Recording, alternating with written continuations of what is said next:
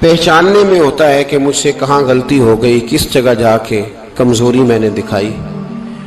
ہر انسان اچھی، ٹھنڈی، خوبصورت، سکھ والی زندگی چاہتا ہے۔ اللہ کریم نے سورہ نحل کے اندر ارشاد فرمایا، من عامل صالحا من ذکر او انثی، فرمایا جو بھی اچھے عمل کرے، چاہے مرد ہو چاہے عورت ہو، وہو مؤمن، شرط یہ ہے کہ مومن ہو، فلنحیینہ حیاتا طیبہ، فرمایا ہم اسے پاکیزہ زندگی عطا فرما دیں گے، حیات طیبہ دے دیں گے اسے، پاکیزہ زندگی۔ شرط کیا ہے؟ من عاملہ صالحا، نیک عمل کرے۔ کون سے عمل کرے؟ اٹھنا بیٹھنا، کھانا پینا، چلنا سونا جاگنا محتاط ہو اس کا، وہ نیکی کرے۔ قرآن پاک کے لفظوں کے حسن پر غور فرمائیے گا، فرمایا فَلَنُحْيِيَنَّهُ حَيَاتًا طَيِّبَةً، ہم ضرور اسے پاکیزہ زندگی عطا فرما دیں گے، صاف ستھری زندگی، معیاری زندگی، خوبصورت شب و روز، آئیڈیل زندگی جس کو لوگ کہیں گے، وہ والی زندگی اسے دیں گے۔ اور دوسرے مقام پر سورہ طٰہٰ کی آیت نمبر 124 میں فرمایا وَمَنْ أَعْرَضَ عَنْ ذِكْرِی، جو ہمارے ذکر سے منہ پھیرے گا، جو ہمارا کھا کے چہرہ کسی اور طرف کرے گا، جو چلے گا ہماری زمین پر لیکن توجہ کسی اور طرف ہوگی، آسمان کی چھت ہماری بنائی ہوئی لیکن اس کے خیالات کہیں اور ہوں گے، فَإِنَّ لَهُ مَعِيشَةً ضَنْكًا، فرمایا ہم اسے تنگ زندگانی عطا کر دیں گے، اس کی زندگی تنگ ہو جائے گی، اس کی معیشت تنگ ہو جائے گی۔ گناہ زندگی کو تنگ کر دیتے ہیں، نیکی زندگی میں آسانی پیدا کرتی ہے۔ آپ کو اگر زندگی میں سکون چاہیے ہو تو آپ کسی غریب کی خدمت کر کے دیکھیں، اللہ کتنا سکون عطا کرتا ہے۔ آپ بڑے پاورفل بھی ہیں، بڑے طاقتور بھی ہیں اور بڑے باوقار بھی ہیں، لیکن کسی کو گالی دے کے آپ کا دل کبھی ٹھنڈا نہیں ہوگا، تکلیف ہوگی، اس کے اندر آزمائش ہوگی۔ ڈاکٹر ریسرچ کرتے ہیں، ڈاکٹر وہ کہتے ہیں گناہ کرنے سے آدمی جسمانی طور پر کمزور ہوتا ہے، لیکن وہی عمل اگر وہ بطور نیکی کرتا ہے تو اللہ اس میں اسے قوت عطا فرماتا ہے، اسی عمل میں اللہ اسے قوت عطا کر دیتا ہے۔ میں صرف اشارہ دے رہا ہوں، اس بات کی تفصیل میں نہیں جانا چاہتا۔ میرے عزیز یہ یاد رکھیں کہ نیکی آپ کو سکون دے گی، نیکی آپ کو ٹھنڈا کرے گی۔ اللہ تبارک و تعالیٰ نے قوموں پہ عذاب نازل کیا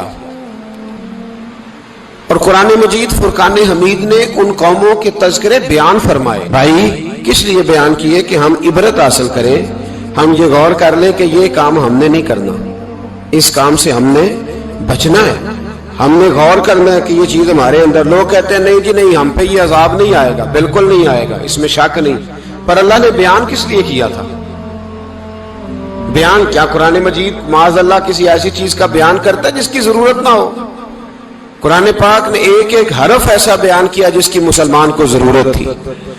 قوم نوح کا ذکر فرمایا قرآن پاک نے، حضرت نوح علیہ السلام کی قوم کو حضرت نوح علیہ السلام نے 1500 سال سمجھایا ہے۔ کچھ لوگوں نے 950 سال لکھا ہے نا، اعلیٰ حضرت نے لکھا 1500 سال عمر ہوئی حضرت نوح علیہ السلام کی۔ اللہ تعالیٰ بندے کو جلدی سزا نہیں دیتا، بلکہ قرآن مجید میں ایک جگہ رب کریم اس طرح بھی فرماتا ہے کہ جب بندے مجھے بھول جاتے ہیں تو میں ان کے لیے نعمتوں کے دروازے کھول دیتا ہوں۔ بندہ سمجھتا ہے کہ میں کچھ تو ہے نا کہ میرے اندر، کہ میں جدھر جاتا ہوں خیر ہی خیر ہو جاتی ہے، وہ سمجھتا ہے کہ میری عقل ہے، حالانکہ اللہ اسے ڈھیل دیتا ہے۔ اللہ اسے ڈھیل دیتا ہے۔ گناہوں کی سزا کے 3 طریقے ہیں۔ ایک ہے متنبع کرنا، تنبیہ کرتا ہے اللہ، بندہ متنبع ہو جاتا ہے، یہ اللہ کا بہت بڑا احسان ہوتا ہے۔ ایک ہوتا ہے مہلت دینا، اور ایک تیسرا ہوتا ہے اللہ خفیہ تدبیر کرتا ہے۔ تھوڑا سا سمجھیے گا، انسان پر کوئی آزمائش آئی، فوراً اس کی چھٹی اس نے کہا کہ وہ فلان جگہ غلطی کی تھی تب ایسا ہوا ہے۔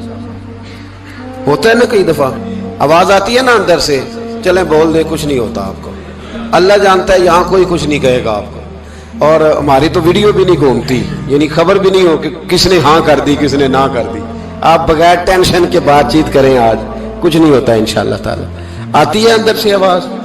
میں آپ سے اس لیے ان چیزوں کی تصدیق کراتا ہوں کہ باقیوں کو بھی آتی ہے کہ نہیں، اس لیے تصدیق۔ کبھی کوئی کسی جگہ انسان پریشان ہوتا ہے تو محسوس کرتا ہے کہ وہاں مجھ سے ہوتا ہے نا جی، جس کو یہ نصیب ہو جائے بڑا خوش نصیب آدمی ہے۔ حضرت مولا علی فرماتے ہیں اگر تجھے دنیا میں سزا مل گئی تو بچ گیا ہے، سمجھ پھر اللہ کرم کرے گا، آخرت میں سزا نہیں دے گا۔ اور یہ یاد رکھ لے، وما اصابکم من مصیبت فبما کسبت ایدیکم ویعفو عن کثیر۔ اللہ فرماتا ہے دنیا میں تجھے جو بھی تکلیف پہنچتی ہے وہ تیرے ہاتھوں کے کرتوتوں کی وجہ سے پہنچتی ہے۔ ویعفو عن کثیر، فرمایا کثیر گناہ تو میں ویسے ہی معاف کر دیتا ہوں۔ یہ جو تیری زندگی میں دکھ ہے نا، یہ بھی میری قلیل سزائیں ہیں۔ یہ کثیر پر سزا، یہ قلیل ہے، قلیل یہ جو تمہاری زندگی میں تکلیف ہیں۔ انسان کو سزا ملتی۔ حضرت فضیل بن عیاض رحمۃ اللہ تعالی علیہ گھوڑے پہ بیٹھے تھے، گھوڑا شرارت کرنے لگ گیا، اچھلنے لگ گیا، کودنے لگ گیا، تو حضرت فضیل بن عیاض نیچے اترے، ایک کونے میں جا کے نماز کی نیت باندھ لی، 2 رکعت نماز پڑھی، پھر دیر تک استغفار پڑھتے رہے، روتے رہے، دعا کرتے رہے، واپس آئے۔ خادم عرض کرنے لگے حضور سمجھ نہیں آئی، گھوڑے نے تھوڑی سی شرارت کی، وہ بدکا ہے، آپ نے اس کو چھوڑا ہے اور چھوڑ کر کے آپ نماز میں لگ گئے۔ تو حضرت فضیل بن عیاض فرمانے لگے جب بندہ اللہ کی نافرمانی کرتا ہے نا تو جو چیزیں اس کی فرما بردار ہوتی ہیں وہ اس کی نافرمانی کرنے لگ جاتی۔ تو مجھے محسوس ہوا تھا کہ میں نے کہیں اللہ کی نافرمانی کی ہے، اس لیے ایسا ہوا ہے کہ میرے گھوڑے نے میری، تو میں توبہ کرنے لگا ہوں، اور اب دیکھتا ہوں بیٹھ کے بھلا کیا ہوتا ہے۔ میں نے سچی توبہ، حالانکہ مجھے یاد نہیں کہ میں کہاں بولا، پر کھری اور سچی توبہ کی۔ دوبارہ گھوڑے پہ بیٹھے تو گھوڑا بالکل صحیح ہو کے ساتھ چلنے لگ گیا۔ میرے بھائی جب یہ تنبیہ ہے اللہ کی طرف سے، یہ متنبہ کیا جاتا ہے کہ تو بعد آ جا۔ بہت ساری جگہوں پہ انسان کو وقتی طور پر اگر سزا مل جائے، نبی پاک علیہ السلام کی خدمت میں ایک صحابی آئے، بات مضبوط کر دوں، واقعہ سنایا ہے نا تو کچھ لوگ سمجھتے ہیں کہ یہ واقعہ ہے، تو میں ایک حدیث پاک امام بہقی کی لکھی ہوئی عرض کرتا ہوں۔ نبی پاک علیہ السلام کے ایک صحابی آئے اور ان کا سر پھٹا ہوا تھا، خون بہ رہا تھا۔ سرکار نے فرمایا کیا ہوا؟ عرض کی حضور ایک عورت جا رہی تھی، میری نظر پڑی، ابھی نظر پڑی ہے کہ میرے آگے ستون آ گیا تو میرے سر پہ لگ گیا ہے۔ نبی پاک صلی اللہ علیہ وسلم نے فرمایا تیرے لیے خوشخبری ہے، اگر دنیا میں تیری غلطی کی تجھے سزا ملی ہے تو پھر رب تجھے قیامت میں سزا نہیں دے گا، پھر اللہ قیامت میں سزا۔ بعض گناہ ایسے ہیں جن کی یہاں بھی سزا ملے گی اور وہاں بھی ملے، لیکن میرے بھائی پہلی بات یہ ہے کہ اللہ تعالیٰ اس غلطی کی یہی سزا دے لے، اور دعا فرمائے اللہ تبارک و تعالیٰ یہاں بھی معافی عطا فرمائے، وہاں بھی معافی عطا فرمائے، اللہ درگزر ہی فرمائے۔ لیکن میرے بھائی ایک تو یہ سزا، ایک سزا یہ ہوتی ہے کہ انسان جب گناہ کرنے لگتا ہے تو اللہ نعمتوں کے دروازے کھولتا ہے، مہلت دیتا ہے۔ 500 سال تک فرعون کو مہلت دی، کتنے؟ یہاں جو 5 سال حکومت کر لیتا ہے وہ کہتا ہے سب سے قابل میں ہی ہوں، مجھے مہلت جو ملی ہوئی ہے۔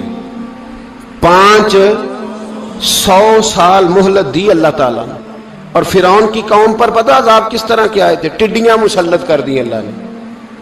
یہ گھومتی نہیں چھوٹی سی، ہم اپنی زبان میں اس کو کچھ لوگ مختلف ناموں سے یاد کرتے ہیں، کوئی مکڑی کہتا ہے، کوئی کچھ کہتا ہے، مسلط کر دی، جاتی نہیں۔ ان پر بنی اسرائیل کے ان مقابل جو فرعون کی قوم تھی ان پر الزام اس طرح کا عذاب آیا کہ مینڈک مسلط کر دی اللہ تعالیٰ۔ برتن کھولتے تھے اندر مینڈک نکلتا تھا، دنیا کی ہر دوائی استعمال کرتے تھے لیکن مینڈک نکل آتا تھا۔ تھوڑا سا سمجھا کریں چیزوں کو، ہمارے رنگ نہیں زیادہ گورے کہ ہم پر عذاب نہیں آتا، کوئی بہت زیادہ اللہ تعالیٰ معاف فرمائے دولت نہیں جمع کرا بیٹھے شاہی خزانے میں کہ ہم سے پوچھا نہیں جائے گا۔ یہ مہلت ہے، مہلت کو مہلت سمجھو۔ پھر جب پکڑ آتی ہے نا اللہ کریم کی، میں نے دیکھا ہے کروڑوں روپیہ، 6 اولادیں۔ ایک شخص کے بچے باہر سے آ رہے تھے، وہ بندہ بیمار تھا، مجھے کہنے لگا حضرت جی دعا کریں میں ان کے آنے سے پہلے مر جاؤں ورنہ آ کے مجھے مار دیں گے، دعا کریں۔ اتنی بے سکونی، کروڑوں روپیہ پڑا ہے تو یہ عذاب نہیں؟ कोई जरूरी है कि पत्थर ही बरसेंगे तो समझ आएगी? ये जो सगा बेटा बूढ़े बाप के करीब से गुजर जाता है, सलाम नहीं लेता, तो इसको अजाब नहीं समझते? ये जो उम्मत की बेटियां, उम्मत की बच्चियां, हमारी बच्चियां एक एक साल के अंदर 75,000 हजार बच्ची एक एक डिवीजन से भाग के शादी कर रही है, और एक एक सूबे से, तो इसको आप अल्लाह का अजाब नहीं समझते? ये मामूली बात है? नहीं नहीं, हमारे रंग हो रहे, हम बड़े स्मार्ट हैं। 1500 साल मोहलत दी नूह अलैहिस्सलाम की कौम को। कितने साल? बोल के बताइए, बोल के दोबारा बोलिए। 1500 साल। कोई आदमी अपनी स्मार्टनेस पे खुश ना हो जाए कि 20 साल हो गए, मैं तो नाफरमानी भी कर रहा हूं, रोटी भी पक रही है, मैं तो हराम भी खा रहा हूं, फिर भी सब ठीक है। 1500 साल मोहलत दी। फिर हजरत नूह कहने लगे, अल्लाह मैंने तो बड़ा समझाया, नहीं बाज आते। तो रब करीम ने फरमाया कश्ती बनाओ। अल्लाह के पैगंबर कश्ती बनाने लगे तो कौम मजाक उड़ाने लग गई। अब क्या करने लगे हो? अब कश्ती बनाने लगे हो, खैर तो है, कौम मजाक उड़ा रही है। हजरत नूह अलैहिस्सलाम का, आपने कश्ती बनाई, पानी कहां से निकला? ना बारिशें हुई, न सैलाब आए, एक तंदूर था, उसके अंदर से पानी निकलना शुरू हो गया।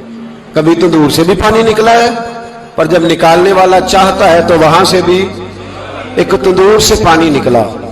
इतना निकला, इतना निकला, इतना निकला कि कौम सारी डूब गई। कुरान मजीद के सफहात शहादत देंगे कि हजरत नूह की कौम का बच्चा बच्चा बह गया, बचे सिर्फ वो थे जो हजरत नूह के साथ हो गए, तबाह हो गई। अल्लाह बेनियाज है, बेनियाज। 1500 साल मोहलत मिले और तू फिर भी कहे रब बड़ा करीम है, माफ कर देगा।